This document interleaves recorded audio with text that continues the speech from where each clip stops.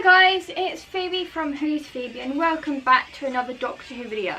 I didn't get a chance to film this yesterday as it was so busy with my birthday and everything, so I thought I'd do it on Sunday when I'm just chillaxing and basically resting because, you know, I've got nothing better to do on my day. So this review is about 73 yards. So this episode aired on my birthday, which is the 25th of May, which is incredible. I found this episode really creepy. It actually gave me shivers down my spine. Now this was an okay episode. We knew it was going to be Dr. Light because when we saw in the trailer the Doctor wasn't in this episode much, and that is absolutely fine. I'm okay with that, you know, it's perfect. It gives Ruby a chance to shine as well. So what I liked about this episode was it was well paced.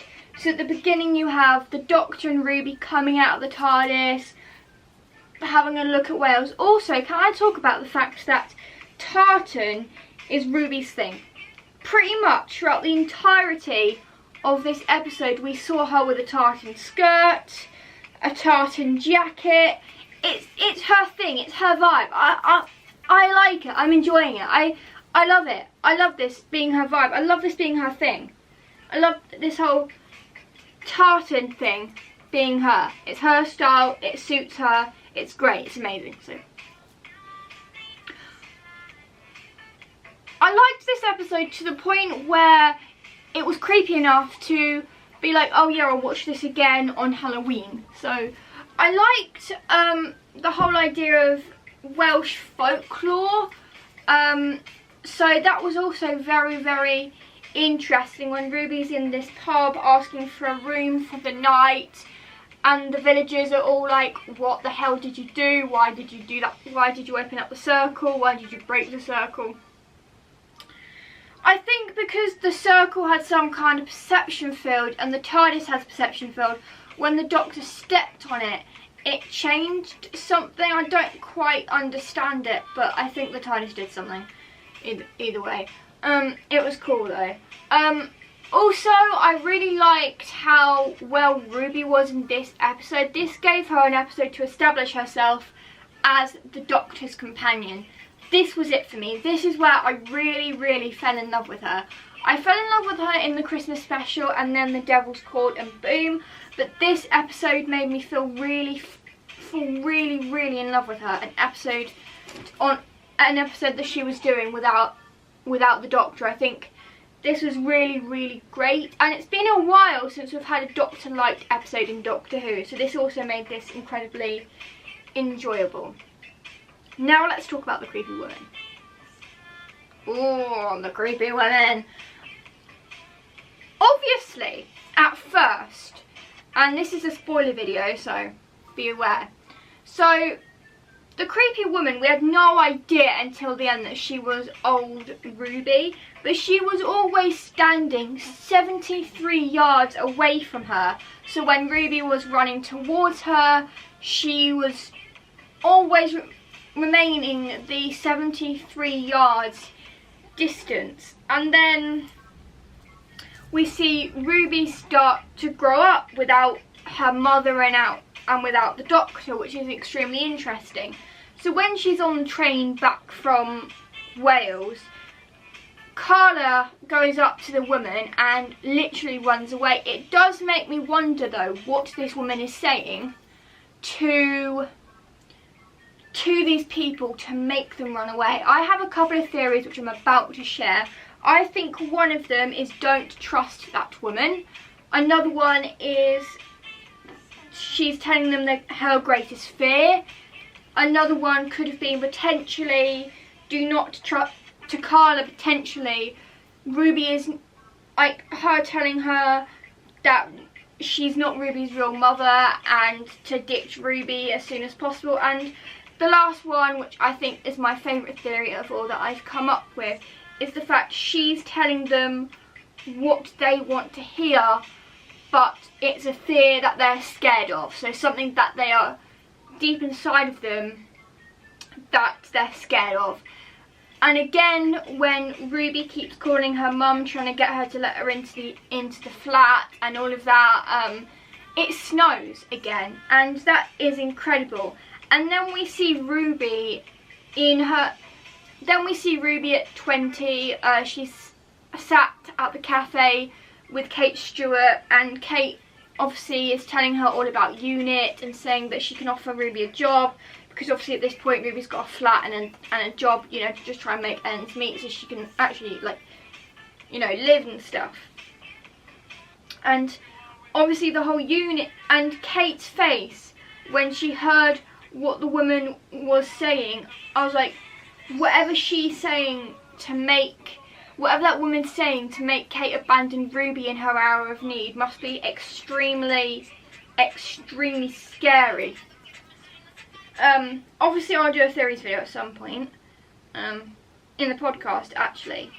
But I think what she said, Russell says I want to find out. So cheers, Russell. I really want to find out. I'm determined to keep rewatching this episode to actually find out what she's saying. So yeah, I think this is such a cool element. And then we see Ruby at 25 on her birthday. That woman is outside her house, 73 yards outside her house. She's drinking wine. And then we see her in her 30s again. And unfortunately the 40s let me down a bit. Obviously I wanted to see Ruby age up a bit more in her 40s and stuff like that. And we see her at the election in 46 with Roger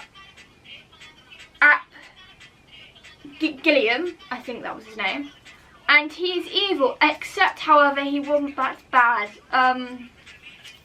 So I feel like it lacked that with that, like, election thing in 46. Ruby obviously volunteers and stuff.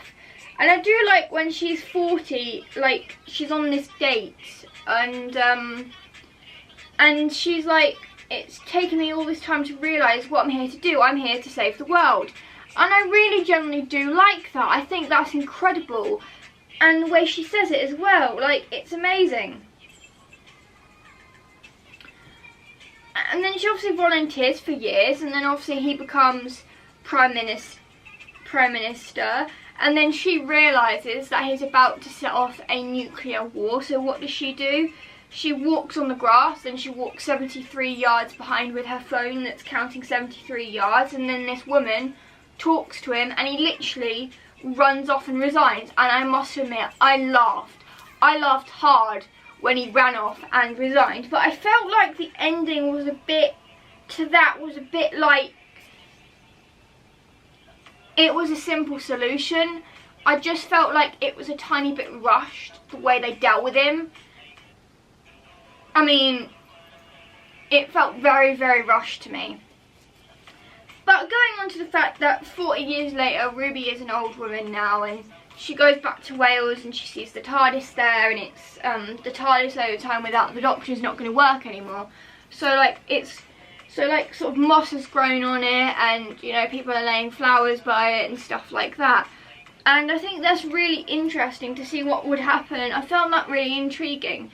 Like, what happens when the Doctor's not there? Like when the Doctor doesn't exist anymore, like he's not there, and the TARDIS is just a wooden box powered down, and over time it's died without the Doctor to operate it. And I just found that extremely interesting. And then we get Ruby on her hospital bed with her nurse saying that she hasn't been alone for 65 years. And I generally thought at the end, when we see the woman, she's a bit more closer than 73 yards at the end. And I generally thought, every time the lights kept flickering in that scene, there was going to be a huge, huge jump scare. I generally thought that. Turns out there wasn't. Turns out, literally, next scene we get is old Ruby standing there. Little issue I have with this. How did old Ruby get to Wales 2024. That is literally no explanation to that whatsoever. We don't get a single explanation. Literally, we see Ruby in a hospital bed. Next scene, she's back on the Welsh Cliff, 73 yards away from young Ruby. How? How did she get there? Like, how? How? And then at the end, we get the Doctor and Ruby reunited, finally. And old Ruby is saying, don't step. So basically, she's telling Ruby to tell the Doctor to don't step on this circle, because the Doctor last time stepped on it and he broke the perception thing. He broke the circle, hence why Ruby was on her own, because he disappeared. So this was very, very interesting story. Creepy, gave me the chills. However, with the mystery woman not being such a mystery, her just being older Ruby from the future, and the fact that she was saying things to scare people sat well with me, but it just felt lacking in a way that we had no idea how old Ruby ended up there. There is no explanation to it at the end of the show. It stopped snowing when she reaches a certain age. Carla abandoned her, so you do have to wonder what old Ruby said to Carla to make her literally run away from her own daughter like that and abandon her. So for that reason, this episode did creep me out. I love creepy Doctor Who stories, but just because of the lack of explanation about how old Ruby ended up back in Wales 2024, and also the fact that she was never this mystery woman in the first place, I'm giving this a very generous 7 out of 10. This isn't my favourite Doctor episode. It did work as a horror, I will admit that, but there's a lot of things that have gone unexplained in this Doctor Who episode which I would really like answers to, like what was the woman saying to make people run away, and how did she get back to 2024 to see young Ruby and reunite young Ruby and the Doctor together. There's literally no explanation to that. So yeah, I'm giving that a very generous 7 out of 10, and that's being nice. So yeah, if you enjoyed the video, please give it a thumbs up if you did, and make sure you hit the bell subscribe down below, and also click the notifications every single time I upload. And in the words of River Song herself, spoilers, sweetie.